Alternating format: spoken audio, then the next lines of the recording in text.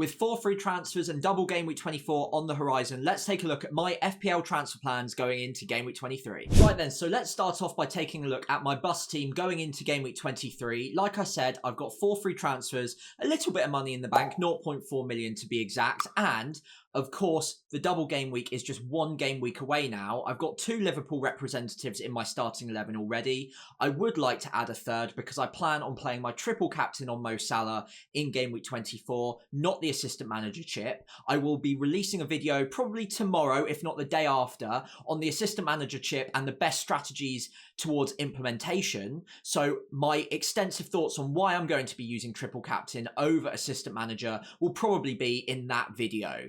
In the meantime, though, I am looking at bringing in a third Liverpool. Obviously, Ipswich at home is a great low-hanging fruit for a fixture to be bringing in 1 week in advance, but several Liverpool players aren't really that secure. So maybe getting a little bit more information on Liverpool would be good before committing.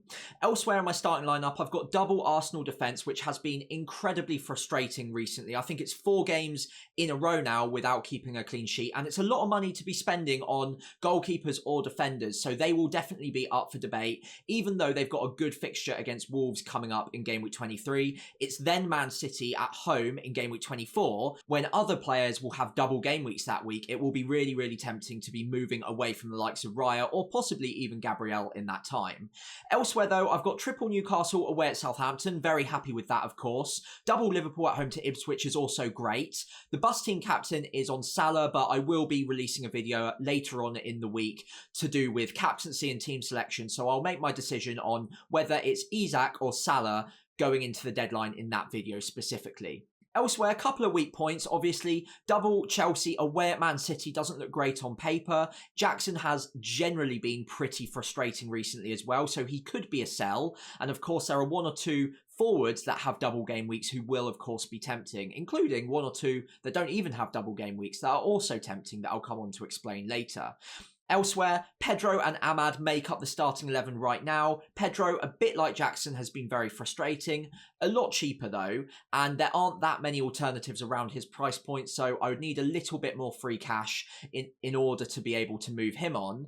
Amad Diallo does have competitors in his position, and that 4th midfielder is up for debate. So without further ado, let's take a look at some of my transfer plans going into game week 23. Right then, so starting off in goal, David Raya has been extremely frustrating recently. He hasn't kept a clean sheet in 4 matches now, but the next fixture up is Wolves away from home, which is of course a decent chance for a clean sheet, and Arsenal's defensive data is still relatively good.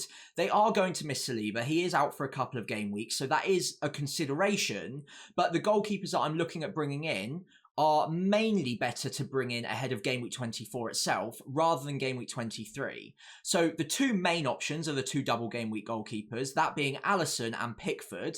I could also look at sells, although at this point, because I've gone this long without them, I'm relatively comfortable continuing to bet against the Nottingham Forest defence, despite the data being really, really good. It's already hurt me enough, but the next set of 6 fixtures just don't look that tempting to me. Bournemouth, Brighton, Fulham, Newcastle, Arsenal, Man City.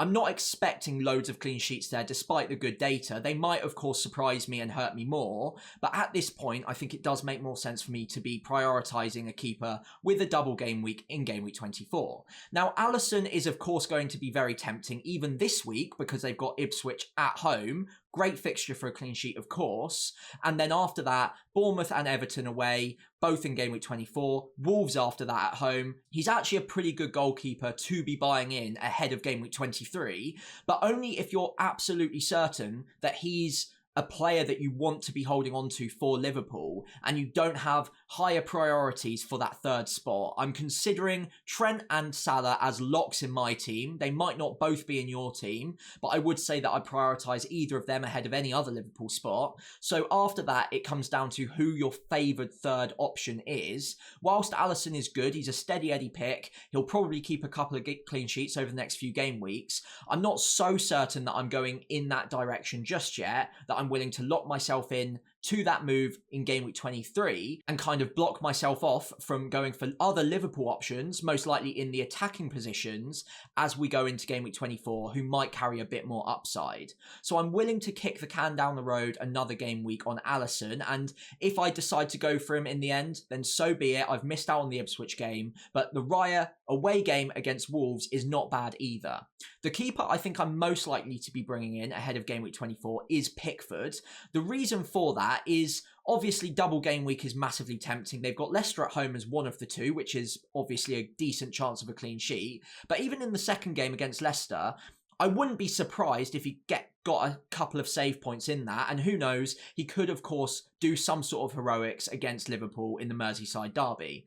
After that, the fixtures aren't terrible. Palace, Man United, Brentford, Wolves, West Ham, all the way up to around about the point that I'm looking at wildcarding. And the advantage that he has over Alisson is he's got no risk whatsoever of having a blank game week in game week 29. Of course, Alisson could blank that week if Liverpool progress to the Carabao Cup final, which we won't know before the game week 23 deadline. So I can't bring in Alisson safely, let's say, going into game week 23, knowing that he will definitely play in 29. So that might potentially lock me into another goalkeeper transfer down the line. I won't have that problem with Pickford. And although I won't buy him this game week because Raya's got a good fixture, Pickford's got Brighton away from home, it makes more sense to do that next week.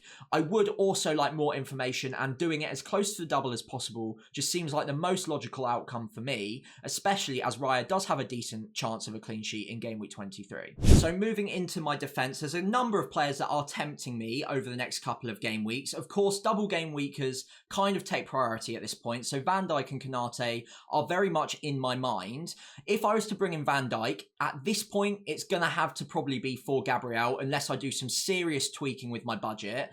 And honestly, if I'm going to get rid of Raya in the next couple of game weeks, which I've already mentioned is currently the plan, I do still want some Arsenal coverage in my backline. It seems a bit much to go completely without them, considering the fixtures do generally look pretty good outside of Man City themselves in game week 24. The data's still good, and Saliba won't be out for that long, so I do expect them to start picking up clean sheets at regular intervals soon enough. So I think that kind of rules Van Dijk out of my thinking, but Konate at a much cheaper price point, just 5.1 million, is definitely someone that I'm going to be considering. Now, I mentioned I'm not going to be getting rid of Gabriel, obviously not getting rid of Trent at this point either, who I still believe is the second best Liverpool player to be bringing in ahead of the double game week. So that kind of just leaves Robinson and Hull. Now, I'm not ruling out selling either altogether, and if I was to sell one, it would probably be Robinson. He is massively overperforming his underlying data, and Fulham have actually only kept 4 clean sheets so far this season. But there's absolutely no need for me to be forcing that move through this game week when I'm already happy with my starting 3, that being Hull,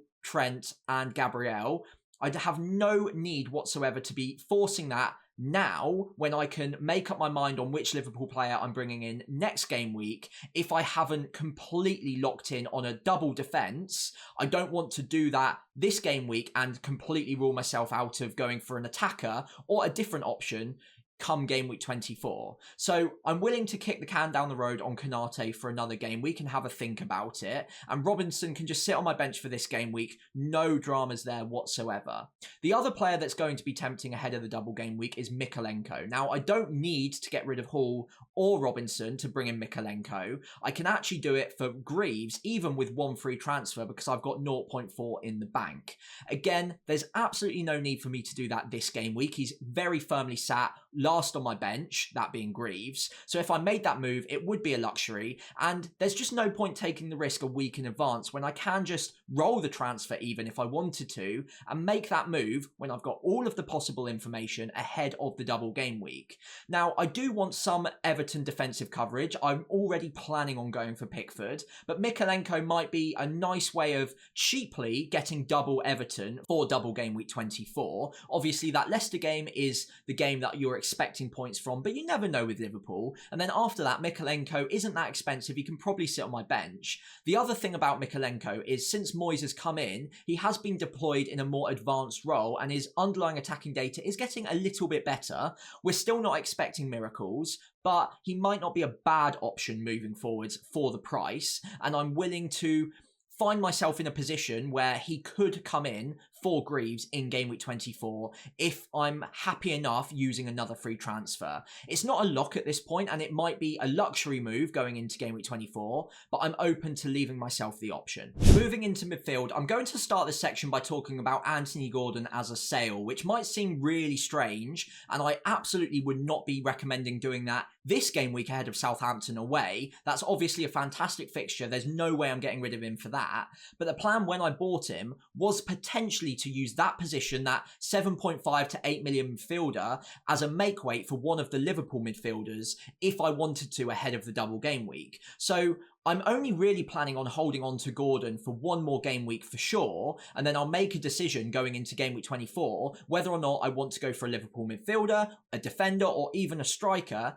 If it's a midfielder, then Gordon is probably the player to go. So obviously not a sale this week, but I could bring in the likes of Luis Diaz next week. Unfortunately, it's not going to be Diogo Jota. His data's great, but we've heard news that he's going to be out for a little while, a number of weeks, we think. So it probably makes him a non-option for game week 24. That obviously reduces the amount of different players that can rotate in that front line for Liverpool. So it's good for Diaz's minutes. It's probably good for Gakpo's minutes. Maybe even slightly better minutes for Darwin Núñez as well. But obviously in the midfield, it's going to have to be Luis Diaz now, if anyone from Liverpool.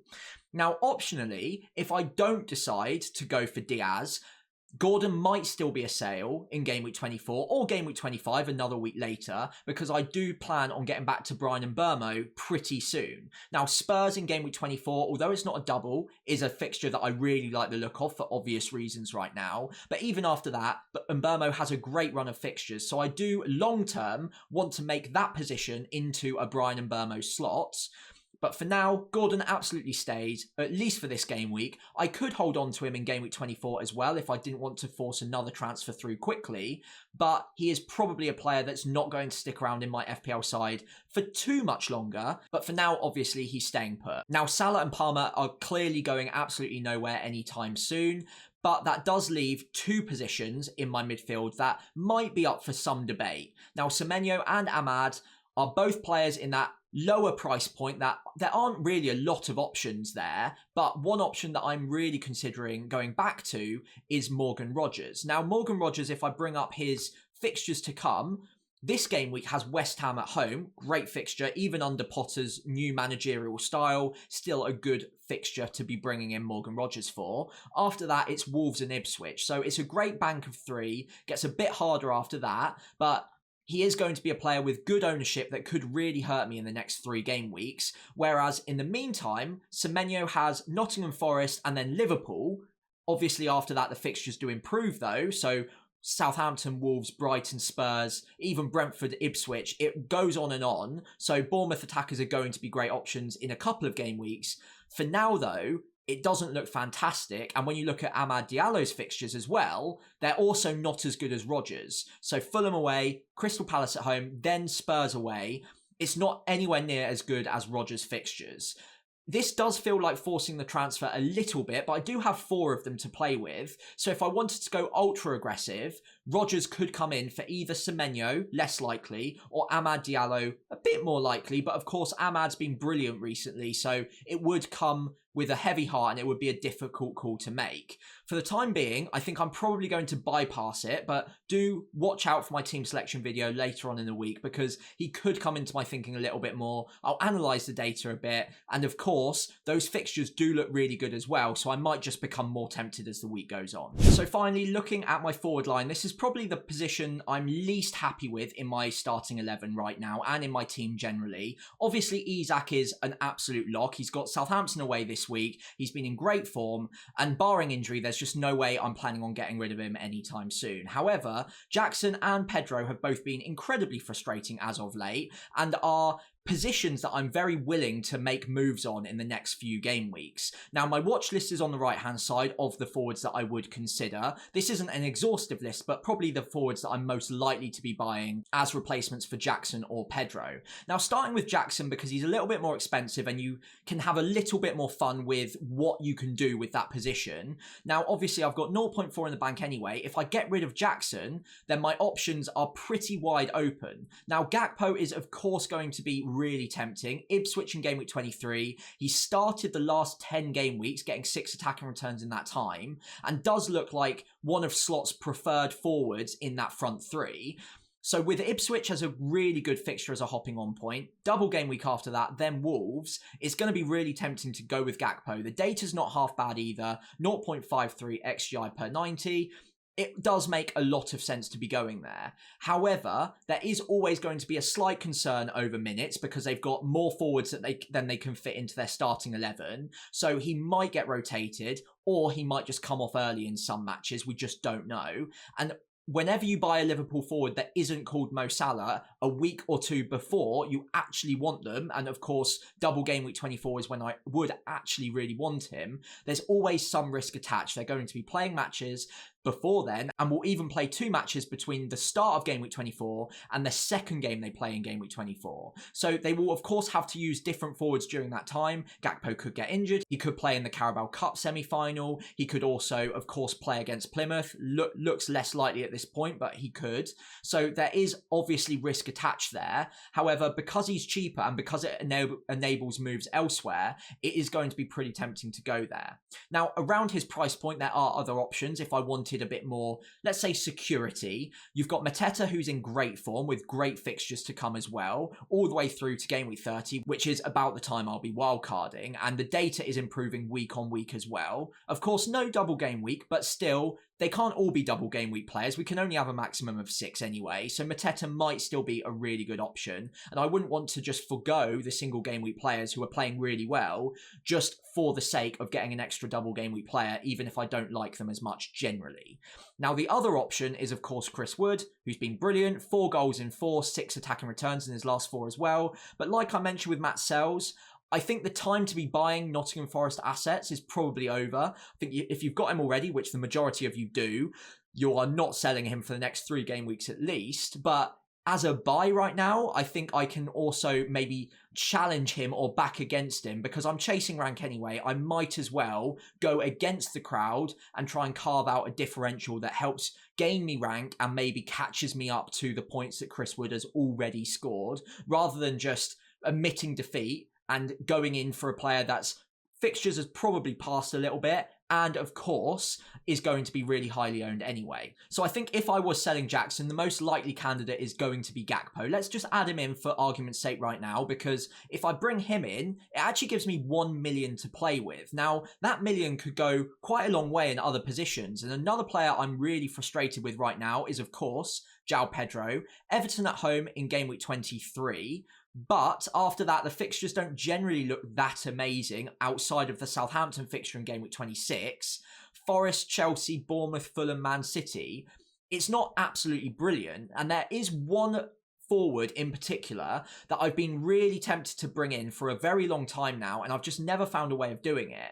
That player is Yoane Wissa, who has fantastic underlying data across the season, 0.62 XG per 90, and has been in good form recently too, 90 minutes in most of the games, and has a really good partnership up top with Mbermo. And after Crystal Palace, which also isn't a bad fixture by the way, runs into Spurs, West Ham, Leicester, Everton, Villa. That's a good run. He's got much, much better data than João Pedro at the moment as well. So I am pretty tempted to make that as a double move and bring in Gakpo for Jackson and then Wissa in for João Pedro, who have both been really frustrating recently. Now, obviously, that's 2 free transfers. I don't ideally want to be wasting too many transfers on non-double game week players going into the double game week. But I don't think too many people would argue that that is maybe a little bit of an upgrade over the next few game weeks. Even though I'm losing a penalty taker and Jackson's data is good, I'll gain a double game weeker. I might even do that this week to bring in Gakpo ahead of Ipswich and take the risk. And if I did do that, the upside's definitely there in game week 23.